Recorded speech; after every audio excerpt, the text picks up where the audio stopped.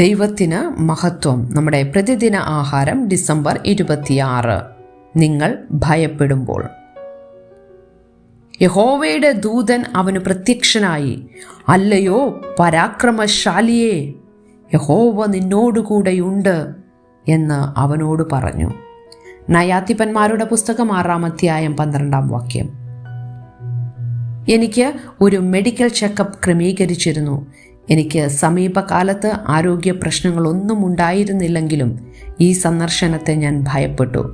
വളരെ കാലം മുമ്പ് ഒരു അപ്രതീക്ഷിത രോഗനിർണയത്തിൻ്റെ ഓർമ്മകൾ എന്നെ വേട്ടയാടിയിരുന്നു.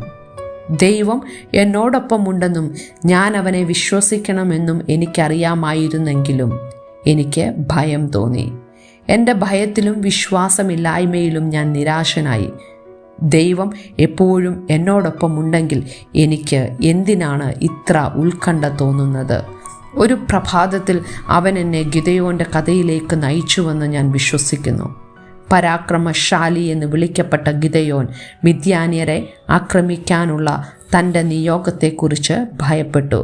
തൻ്റെ സാന്നിധ്യവും വിജയവും ദൈവം അവന് വാഗ്ദത്തം ചെയ്തിരുന്നുവെങ്കിലും ഗിദെയോൻ അപ്പോഴും ഒന്നിലധികം ഉറപ്പുകൾ തേടി. എന്നിരുന്നാലും ഗിദെയോൻ്റെ ഭയത്തിന് ദൈവം അവനെ കുറ്റപ്പെടുത്തിയില്ല. ദൈവത്തിന് അവനെ മനസ്സിലായി. ആക്രമണത്തിൻ്റെ രാത്രിയിൽ അവൻ ഗിദെയോന് വീണ്ടും വിജയം ഉറപ്പു നൽകി. അവൻ്റെ ഭയം ശമിപ്പിക്കാനുള്ള ഒരു വഴി പോലെ നൽകി. എൻ്റെ ഭയവും ദൈവത്തിന് മനസ്സിലായി. അവൻ്റെ ഉറപ്പ് അവനെ വിശ്വസിക്കുവാൻ എനിക്ക് ധൈര്യം നൽകി. ഫലം എന്ത് ആയിരുന്നാലും അവൻ എന്നോടൊപ്പമുണ്ടെന്ന് അറിഞ്ഞുകൊണ്ട് ഞാൻ അവൻ്റെ സമാധാനം അനുഭവിച്ചു.